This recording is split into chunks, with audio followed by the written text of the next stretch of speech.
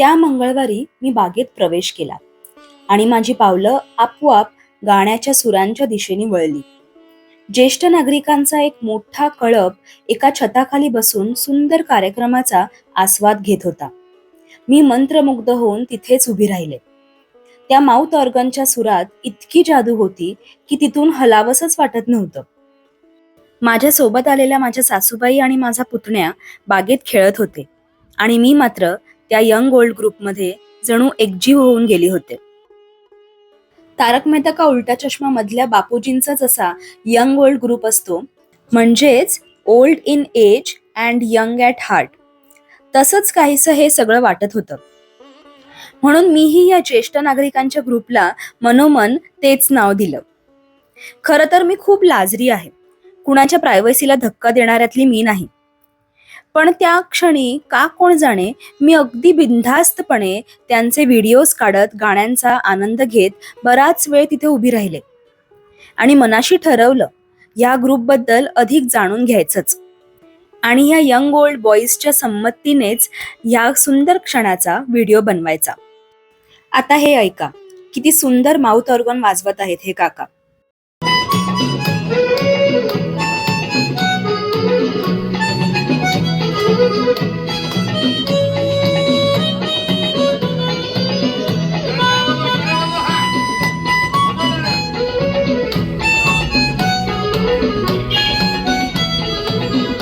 आवडलं ना तुम्हाला पण?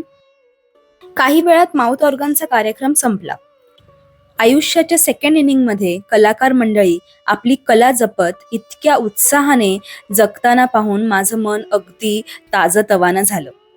प्रत्येकाच्या चेहऱ्यावर समाधानाची स्मित रेषा होती. थोड्या वेळाने सगळे मोठ्याने टाळ्या वाजवू लागले. बराच वेळ त्या टाळ्यांचा नाद घुमत राहिला. त्यानंतर विठ्ठल नामाचा जप सुरू झाला आणि मग पसायादान.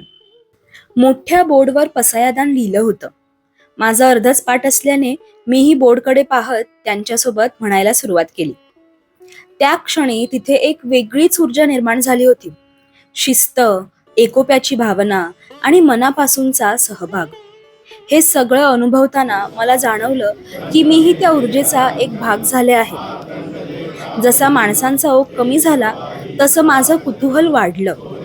मी एका काकांना विचारलं, काका, हा गाण्यांचा कार्यक्रम रोज असतो का?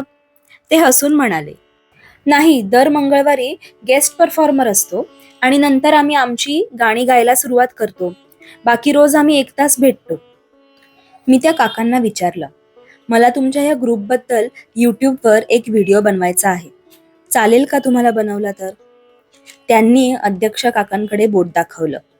अध्यक्ष नारायण पाटील काकांनी खूप प्रेमाने मला सगळं सांगितलं. अतिशय गोड व्यक्तिमत्व होतं त्यांचं. आधार ज्येष्ठ नागरिक संघ त्यांनीच स्थापन केला आहे. ते म्हणाले, आम्ही रोज 1 तास भेटतो, गप्पा मारतो, पण राजकारण, जातपात किंवा घरच्या तक्रारींची चर्चा नाही. इथे आलो की सगळी टेन्शन बाहेर ठेवतो. कराओकेवर गाणी गातो, वाढदिवस साजरे करतो आणि शेवटी 5 मिनिटं टाळ्या, विठ्ठल नामाचा जप आणि पसायादान. टाळ्या वाजवण्यामागे सुद्धा एक शास्त्र असतं. 5ही बोटं एकमेकांना पूर्णपणे स्पर्श झाली पाहिजेत. त्या टाळ्यांचे व्हायब्रेशन्स आपल्या हृदयापर्यंत पोचतात आणि संपूर्ण शरीरात ऊर्जा निर्माण करतात. दुसऱ्या काकांनी टाळ्या वाजवण्याचे अजून काही फायदे सांगितले, जसे की रक्ताभिसरण सुधारते, तणाव कमी होतो, फुफ्फुसांची कार्यक्षमता वाढते, ऊर्जा आणि एकाग्रता वाढते, रोगप्रतिकारक शक्ती सुधारते आणि सकारात्मक स्पंदने निर्माण होतात.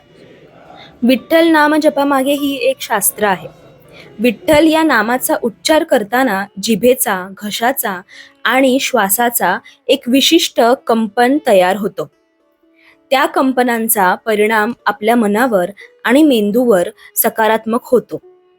नामस्मरण करताना श्वास नियंत्रित होतो आणि त्यामुळे मन शांत होतं आणि एकाग्रता वाढते. टाळ्या, नामस्मरण आणि पसायादान शरीर, मन आणि आत्माचा सुंदर समन्वय साधतो. हे सगळं मला अध्यक्ष काकांनी सांगितले. त्यांच्याशी बोलून मला इतकं सकारात्मक वाटलं की जणू एखादं सकारात्मक कवच माझ्या भोवती निर्माण झालं आहे. घरी परतताना एकच विचार मनात होता, वय वाढतं ते फक्त शरीराचं, मन जपलं तर ते कायम तरुण राहतं. या आधार ज्येष्ठ नागरिक संघने मला शिकवलं, आनंद शोधायचा नसतो, तो निर्माण करायचा असतो. दररोज 1 तास स्वतःसाठी गाणं, हसू, टाळ्या, नामस्मरण आणि चिंता बाहेर. कदाचित आयुष्याची खरी सेकंड इनिंग हीच असावी. अपेक्षा कमी, स्वीकार जास्त, तक्रारी कमी, कृतज्ञता जास्त. मला मनापासून वाटतं, प्रत्येक ज्येष्ठ नागरिकाने थोडंसं old in age and young at heart व्हायला हवं. याविषयी तुम्हाला काय वाटतं मंडळी? मला कमेंट करून नक्की सांगा. आधार ज्येष्ठ नागरिक संघ पुण्यातल्या निगडी परिसरात आहे. मी तिथे राहत नाही, पण आता जेव्हा जेव्हा निगडीत जाईन तेव्हा माझी पावलं नक्कीच या यंग ओल्ड ग्रुपकडे वळतील. मंडळी, आजचा विषय आवडला का तुम्हाला? मला खात्री आहे तुम्हाला खूप आवडला असणार. व्हिडिओ आवडला असेल तर व्हिडिओला लाईक करा आणि आपल्या शब्दसंवाद या चॅनलला सबस्क्राईब करायला विसरू नका. आणि हा व्हिडिओ तुमच्या यंग ओल्ड नातेवाईकांना आणि मित्रांना सुद्धा नक्की पाठवा. चला भेटूया पुढच्या व्हिडिओमध्ये अजून एका नवीन विषयासोबत. हा व्हिडिओ शेवटपर्यंत बघितल्याबद्दल तुमचे खूप खूप धन्यवाद.